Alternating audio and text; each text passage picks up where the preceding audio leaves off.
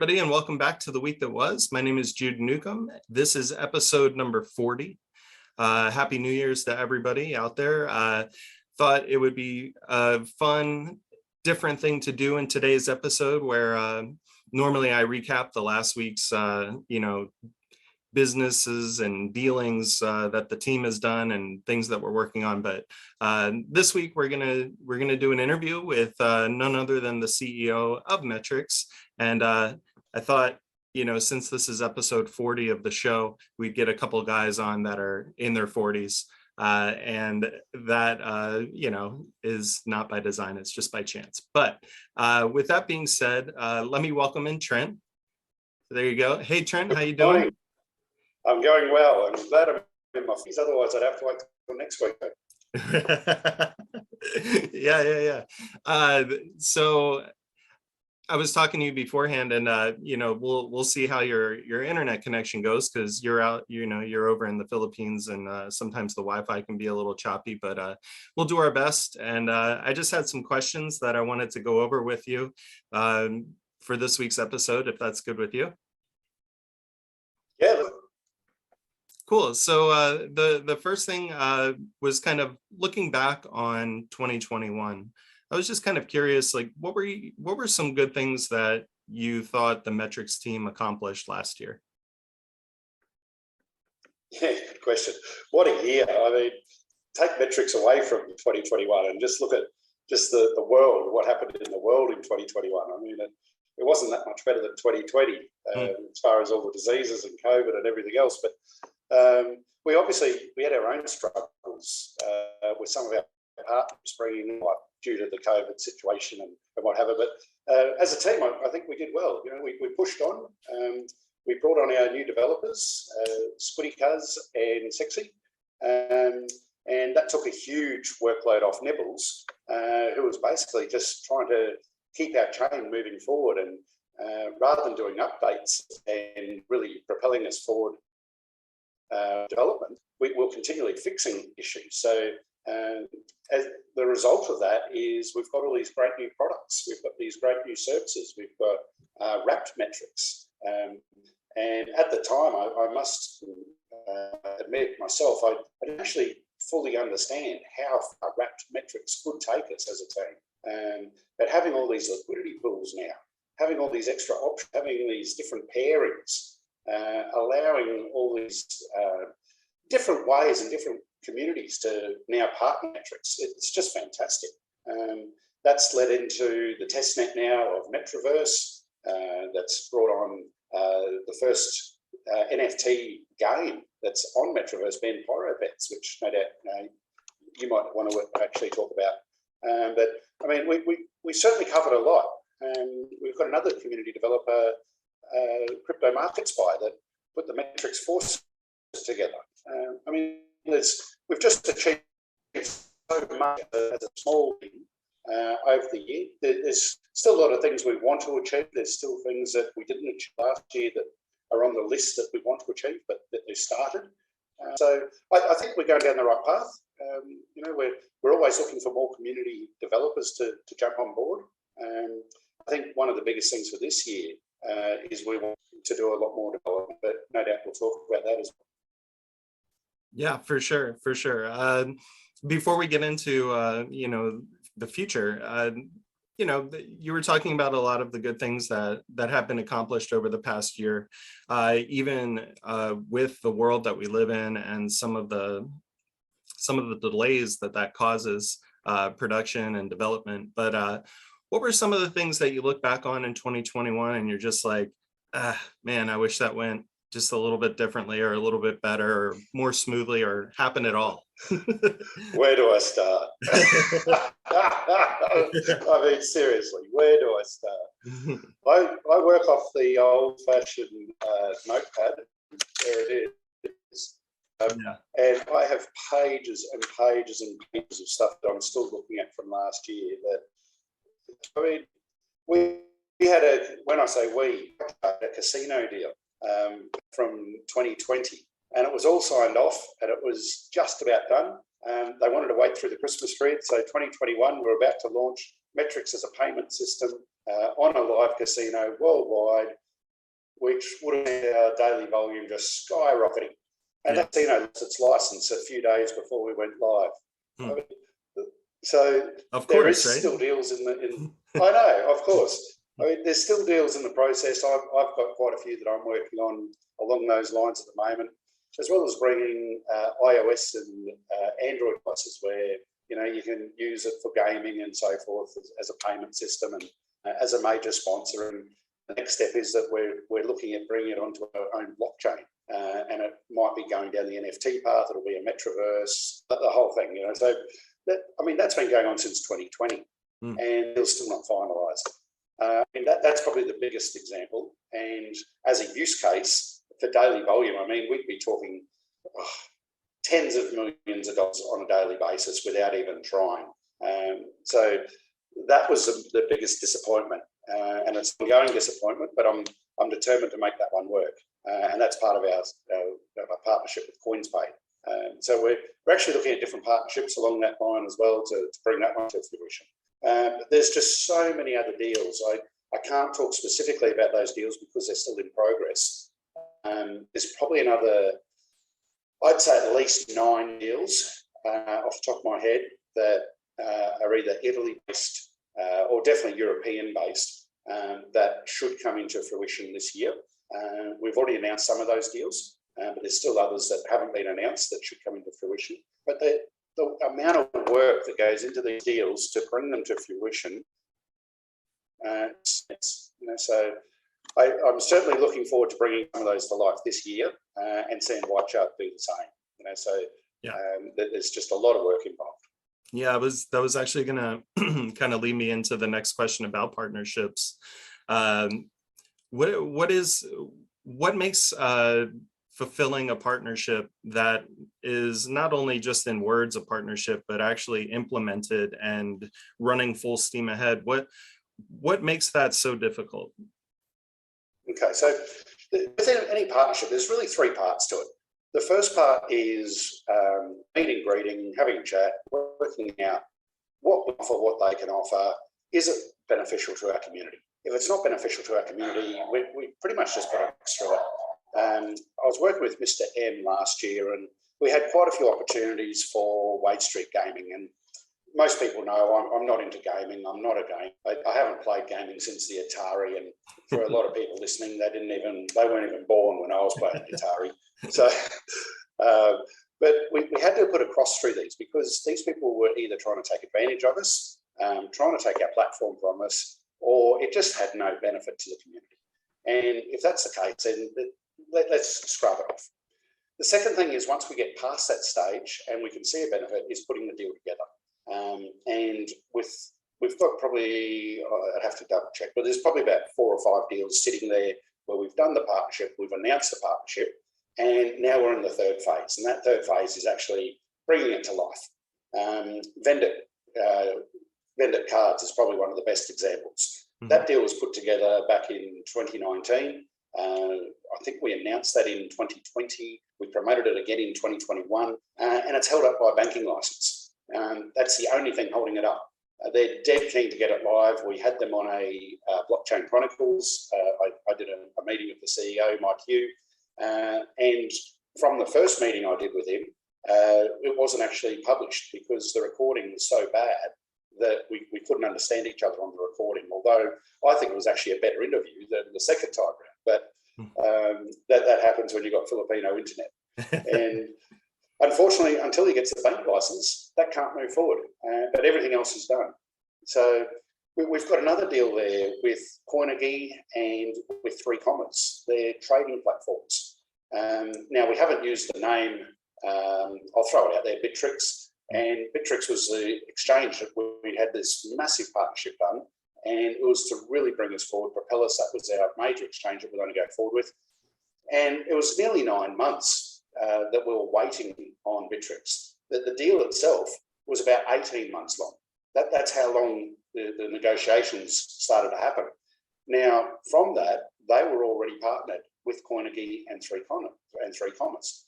So then I had to go through the full application process with those 2 outlets to make sure that we qualified to have our trading pairs on there, that we had enough liquidity, that we had Our chain was audited to a point that was agreeable to them. So again, a huge amount of work to go into this. Now, because our latest exchange, Bitmart, isn't partnered with these two, we can't tick that box. So we've got it as an orange or yellow tick, or what do? A dot on the roadmap. Yep. So we've done everything we can do with these ones, but we can't bring it to fruition because now we need the exchange.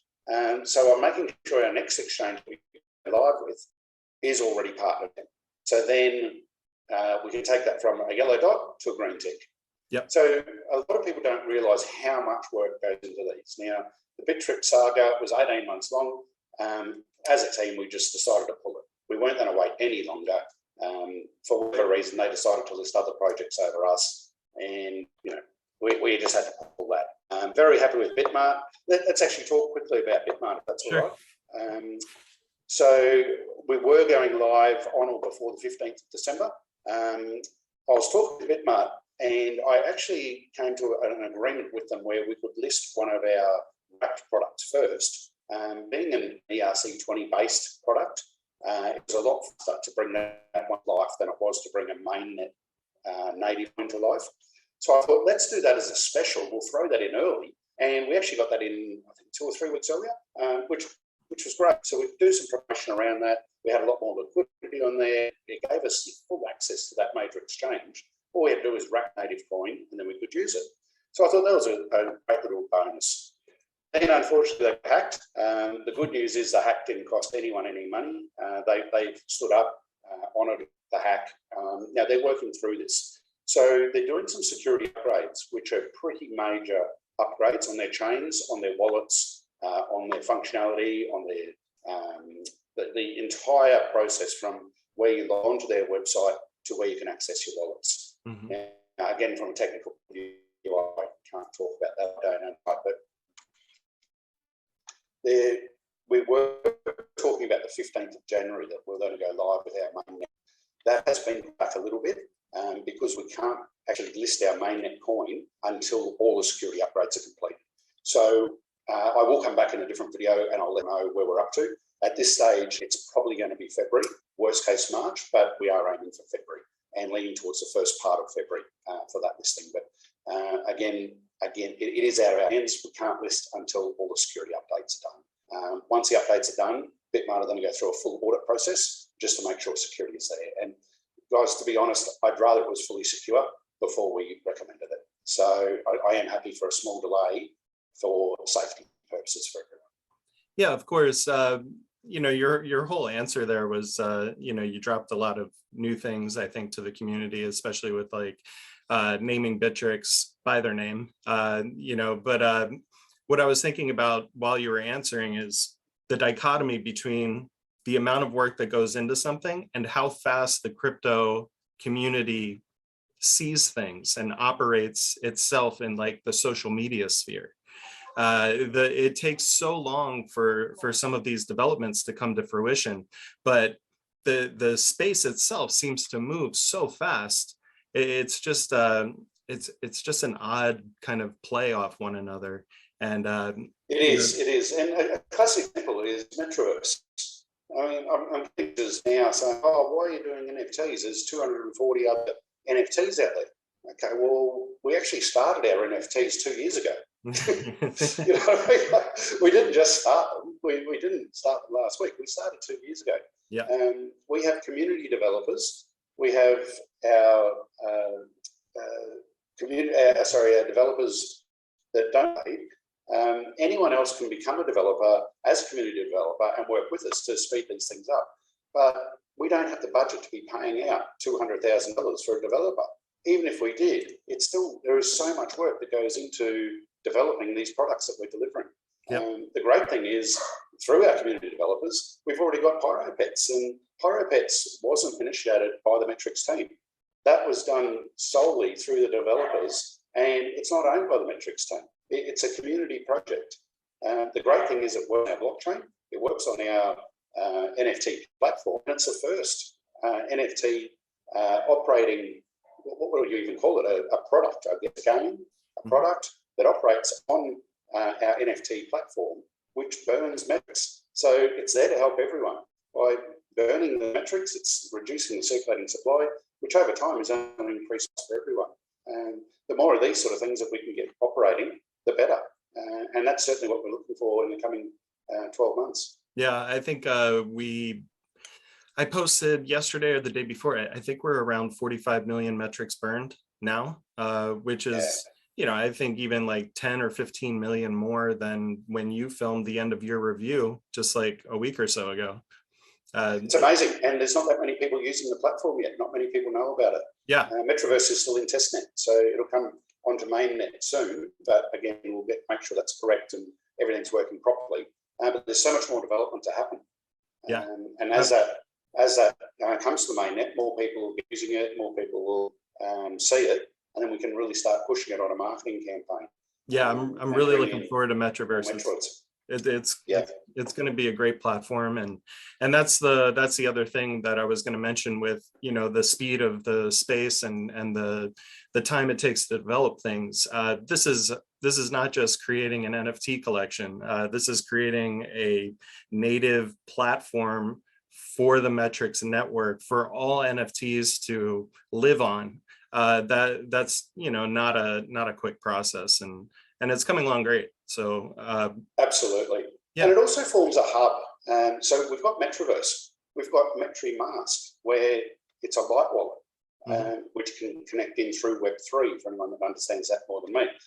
We're going to do a lot more Web3 things. We've got the Metrix alarm clock coming. I won't even get into the technical side of that because, again, I'm not the one to be talking about that. But with the Metrix name service, it's all interconnected. And this is what's going to separate us from everyone else. And it's all on-chain development, and it's all going to be burning metrics. So, there's benefits to everyone. Yeah. With that being said, do you ever look at the price? Yes. Yeah. I look at two things. I look at price and I look at liquidity. Why? Well, guys, I'm the biggest holder out of everyone, as far as I know. Am I looking to sell? No. What I'm looking to do is develop this project in ways that is going to benefit everyone. And it's going to benefit those that hold, not those that sell. So those that want to sell and that keep dumping, you're the reason the price is where it's at. If everyone just held, the buy pressure would change. And we don't need more buyers to change the buy pressure. We need less sellers. That instantly changes the buy pressure. That instantly pushes the buyers up. That instantly pushes the price up. I'm a trader. I've been trading for 15 years. I understand this side of it very, very well. The issue we've got is a circulating supply, and the people that have saying, I've been here since 2017, I'm going to dump. Okay, well, congratulations, go and dump.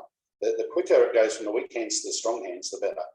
The more products we can develop that can change the state of Metrix, and when I'm saying change the state, change not only the psychological state of people, but the weak hands to the strong hands. We're about to release a DAO. We're about to have a Metrix dollar. We're about to, what we're doing here is just phenomenal. For the people that want to hold, we're going to have Metrix lending. We're going full DeFi. We're just doing so much behind the scenes, it's not funny. We haven't released everything we're doing, and we're still working through the different processes and different items of what can be done. But it's not far off. In Q1, most of this will be released, and then we'll continue to develop it. So the reason I'm looking at liquidity is for people to swap from their wrap metrics to DAOs, to dollars, to all sorts of things. Price, I'd love to see price at 10,000 sats. I really would love to see it. Do I want to dump at 10,000? No. What we can do through the lending protocol is huge once we've got a much higher sat count or a much higher dollar value per metrics. But I'm not looking to dump anytime soon. Initially, when I came on as CEO, I was working through in my own head, will I be here for 6 months? Will I be here for 12 months? Well, I've been here for, I don't know, over 18 already. I'm not looking at going anywhere. I'm planning a full year ahead. It's just getting more and more and more exciting with what we're doing. Yeah. The more team members we can bring on, the more expertise we can bring on, the better it is for everyone. Yep. But those that want to dump, please just dump. Move on, go to another project. We're here for the long term. We're going to build something really, really special. I agree. And I was looking at our number of holders the other day. It really isn't as many as you might think for a coin that's been around since 2017. I think when you add together the number of wallets from MRXe and MRXb with the number of wallets that are on the Explorer, I think we're just a little over 3,000. I think just approaching 4,000. So Yeah. when you measure that against other coins, and then you take into account some of the dumping that you see from older wallets, yeah, I mean it's hard to combat that, but we're doing all that we can to come together with great products and great utilities and great use cases so that that counterbalances that over the long term, and hopefully in 2022 that'll start to turn a corner. But yeah, I agree. And I mean, crypto, there's so many new people coming into crypto. The average age is much younger than myself. They don't have the life lessons yet. They don't have the financial education. And for the people that have been around a little bit longer and in other financial markets, it's always the impatient giving to the patient. It's the unwealthy giving to the wealthy. And it's basically, in a nutshell, it's the weak hands that are giving to the strong hands, and it's the strong hands that are making the money. It's not the weak hands. To dump Metrix to buy SHIB, great, go and make your 10 billion% on it. But most of you guys miss the tops anyway. So you end up buying it at $5 and selling it at $2 anyway, just to get onto the next big project. Yep. That's not the way to make money. The way to make money is hold the project through the long term. If you can use lending within a project, well, that's totally different. You never sell your asset base, yet you've got the lending capability to do something else with those funds. Then you can get an infinite return on your money. I mean, that when you get a better understanding of how finance works, it's buying assets and holding them. That's how you're going to make the money. Yeah. It's not the quick dumps. It's not the pump and dumps. It's not quickly buy it once, sell it two. Oh, I made all this money. That's not how you make big money. You'll certainly make an income, cash flow, but you'll probably also lose everything you own. So I've just got a totally different mindset to it. Yeah. Appreciate the candor. I just got a couple more questions left. Sure. But you were talking about how long you've been in the role of CEO. I think in just two months or so, you'll actually be at 2 years. Oh, really? There you go. What has that been one of the things that surprised you the most about being CEO and running a cryptocurrency project? Just that you're still here, or is it something more specific about the job itself that you weren't really expecting when you started? Yeah, it's a tough one to answer. It was actually tough for me to want to come back to work. I'd retired. I was living in a hammock on an island. I still had a couple of businesses, but I had very, very, very little to do with them. Pretty much, an hour a month. I used to just check in with the management, but that was it. Yeah. And I was only running those businesses to keep the jobs of all the people that were employed. I really didn't want them. But I knew if I didn't keep some sort of hand in, they'd probably fold anyway. So I kept them running. But when I stepped into this role, it was more asset protection for myself. Being a very large holder, I had a lot of money invested. There was no way I could get my investment back because there was no liquidity. The project was dead as far as I was concerned. And if it wasn't dead, I mean, it had one more nail to go in the coffin. Yeah. And the team was all arguing, and there was no confluence going on anywhere. And I thought, either step up and fix it, or put the last nail in myself and just dump what I had if I could get any money. And I thought, well, I really like the project. It's got potential. It just needs some leadership. It needs some guidance, and it needs some new people. People that, and not everyone's suited to every role. The issue we had is we had a lot of people that were just over it. It wasn't working. They'd spent all their time. They spent their money.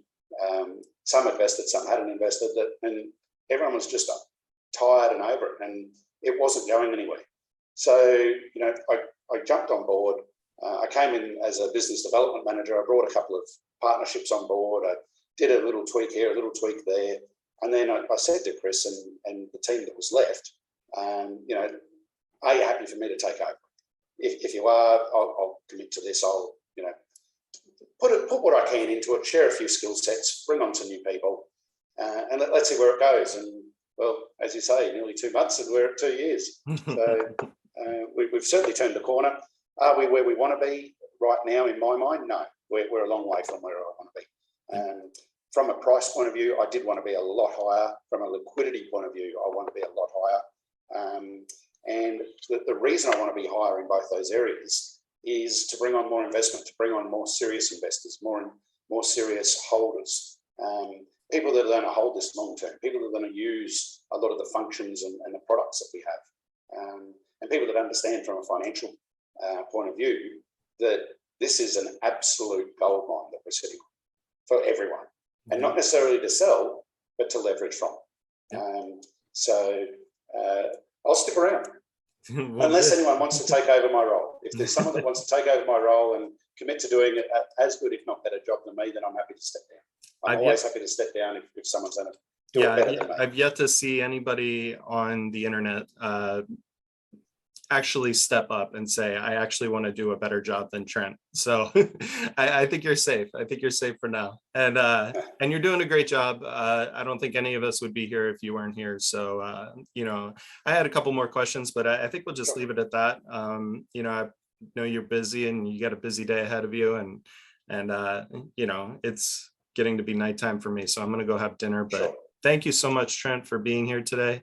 Obviously, you know, I'll talk to you soon, and and maybe we can do this again. Yeah, for sure. Thanks for the invite. Metroids, thanks for staying with us. We've had a couple of good years. We've got a couple more to have in front, and I am really, really excited to just release what we've already got in the works. So until I talk to everyone again, ciao, guys. See you later.